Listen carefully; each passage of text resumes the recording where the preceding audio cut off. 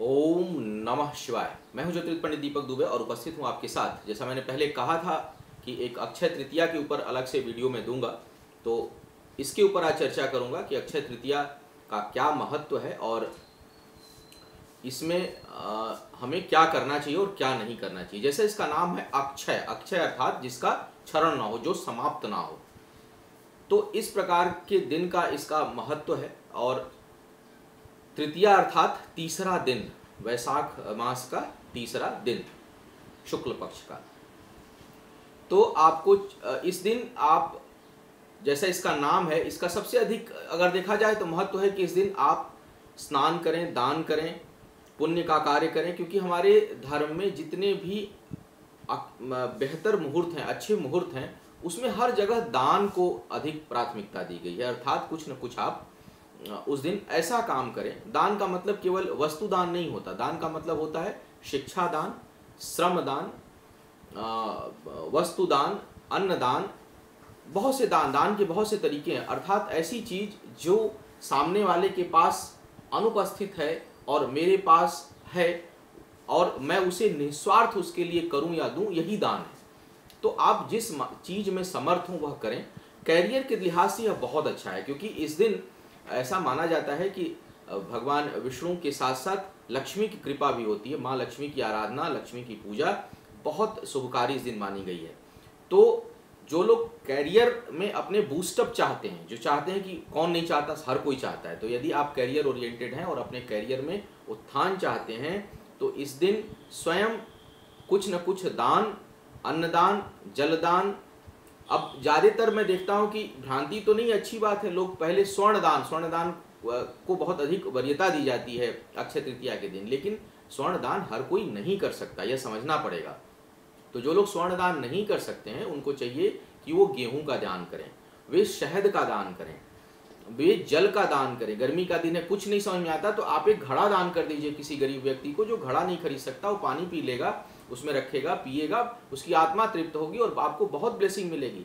पशु पक्षियों के लिए कुछ भी जो लोग नहीं कर पाए, भैया एक छोटा सा बर्तन ले लो, अपने छत पर, अपने बालकनी में, अपने खिड़की पर कहीं पक्षियों के लिए उसमें रोज जल डाल दिया करिए। कम से कम रोज नहीं तो अक्षय तृतीया के दिन ये काम प्रारंभ करिए, बहुत लाभ मिलेगा। मैंने देखा है कि जो लोग जो अपनी बातें व्यक्त नहीं कर सकते, अनबोलते जीव और जंतु हैं, उनकी सहायता करते हैं, उनकी रक्षा करते हैं, उनके लिए कुछ करते हैं।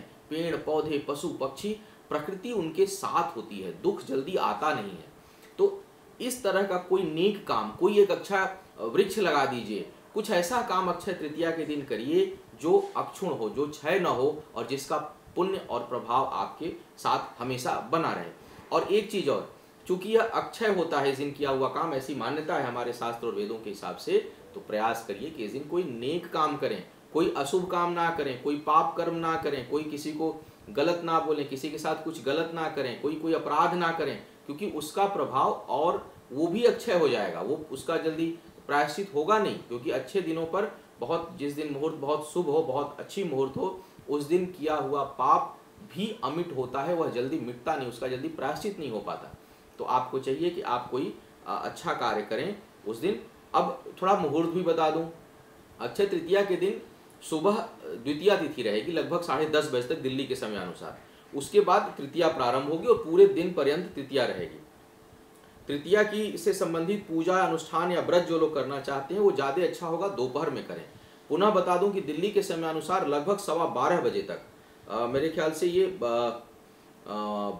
जो राहु काल है उस दिन हो रहा है वो 12:18 तक, लगभग 12:15 बजे तक राहु काल उस दिन रहेगा। तो अच्छा होगा कि आप 12:15 या 12:30 के बाद कोई पूजा या तप करें, कोई दान करें, कोई अच्छा काम करना हो तो करें, या शाम को प्रदोष काल में करें, तो वह ज़्यादा लाभकारी होगा। क्योंकि प्रदोष काल लक्ष्मी का समय माना जाता है। सायंकाल, प्रदोष अर्थात दो समय का मिलन, दो काल का मिलन। जैसे सुबह समाप्त हो रहा है और शाम प्रारंभ हो रही है, उसे प्रदोष कहते हैं। ऐसे सुबह भी प्रदोष कहा जाता है, जब रात्रि समाप्त होती है और सूर्य जो है वो उदय हो रहा होता है, उसको भी प्रदोष कहा जाता है। तो प्रदोष का अर्थ ही होता है कि दो कालों का मिलन समय। तो जो सायंकाल का प्रदोष है, संध्याकालीन जो प्रदोष है, उसमें यदि देखा जाए तो लक्ष्मी के लिए बहुत अच्छा समय माना जाता है, वो लक्ष्मी का समय माना जाता है। और एक और देख रहा हूँ कि इस बार बड़ी अच्छी बात है, क्योंकि ये शुक्रवार को पड़ रहा है। शुक्रवार माँ का दिन है, भगवती का दिन है, लक्ष्मी का दिन है। और इसके साथ साथ सूर्य उच्च का अक्षय तृतीया में रहता ही है अगर देखा जाए तो। उसके साथ साथ चंद्रमा उच्च का और शुक्र उच्च का। तो इन 3 ग्रहों के उच्च के होने के कारण शुभता बहुत अधिक रहेगी इस दिन। तो आप कैरियर के दृष्टिकोण से मैं देख रहा हूँ कि यह बहुत अच्छा दिन है। छोटे छोटे कुछ उपाय बता देता हूँ, उस दिन यदि कर लें या करा लें। यदि सामान्य स्थिति है तब सायंकाल भगवान गणेश और लक्ष्मी की खुद पूजा करें। भगवान गणेश को दूब चढ़ाएं, हल्दी चढ़ाएं, माँ लक्ष्मी को साबुत धनिया चढ़ाएं, लड्डू चढ़ाएं और लाल कपड़ा चढ़ाएं। यह सब चीज़ें उनको आप अर्पित करके लक्ष्मी का जो सामान्य मंत्र है आप जो जप कर सकते हैं, ओम श्रीं लक्ष्म्यै नमः, या थोड़ी एक बड़ी मंत्र है, ओम श्रीं ह्रीं श्रीं कमले कमलालय प्रसीद प्रसीद श्रीं ह्रीं श्रीं ओम महालक्ष्मी नमः। इस मंत्र का कवलगट्टे पर या स्फटिक की माला पर जो लोग कर सकते हैं वह यथासंभव संकल्पित होकर के जप करें। जिनके साथ कुछ अधिक समस्या हो या जो कुछ अधिक प्राप्त करना चाहते हैं तो इस दिन महालक्ष्मी का अनुष्ठान, गणेश का अनुष्ठान, लक्ष्मी कुबेर का अनुष्ठान कराना बहुत लाभकारी होगा। इसके साथ साथ इस दिन यदि आपके घर में कोई वास्तु दोष है तो आप श्री यंत्र या लक्ष्मी यंत्र अपने घर में स्थापित करिए पूजा करके सायंकाल। या धन संबंधी समस्या को लंबे समय तक दूर रहे, आपके साथ आर्थिक समस्या ना आए, दरिद्रता ना आए, विपन्नता ना आए, इसके लिए लक्ष्मी कुबेर यंत्र को आप अपने यहाँ स्थापित करें तो यह बहुत लाभकारी होगा। और इसकी विधिवत पूजा करके करा करके आप अपने यहाँ इसको स्थापित कर सकते हैं। जो लोग दूर हैं, कहीं अनुष्ठान नहीं कर सकते, नहीं करा सकते, वे उनको चाहिए कि वो चाहें तो हमारी वेबसाइट से भी अनुष्ठान के लिए अपना रिक्वेस्ट भेज सकते हैं, गणेश और लक्ष्मी अनुष्ठान के लिए या गणेश अनुष्ठान के लिए या लक्ष्मी अनुष्ठान के लिए। तो यह था अक्षय तृतीया पर मेरा विशेष सुझाव और सलाह कि कैरियर में उन्नति के लिए आप इस दिन विशेष कार्य करें, दान करें, कुछ पुण्य कार्य करें, अपने माता पिता का आशीर्वाद उस दिन अवश्य लें।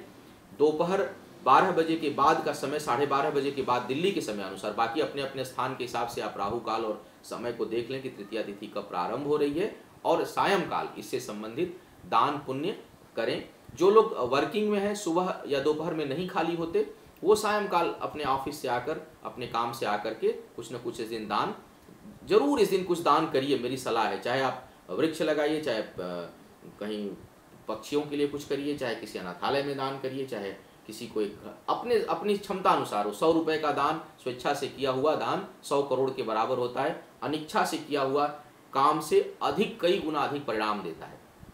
तो स्वच्छ मन स्वच्छ भाव से अक्षय तृतीया का लाभ उठाइए और अपने कैरियर को, अपने व्यापार को, अपने बिजनेस को खूब आगे बढ़ाइए। यह मेरी शुभकामना है। आपका आने वाला समय शुभ हो, आयु आरोग्य और ऐश्वर्य की वृद्धि हो, यही शुभकामना है।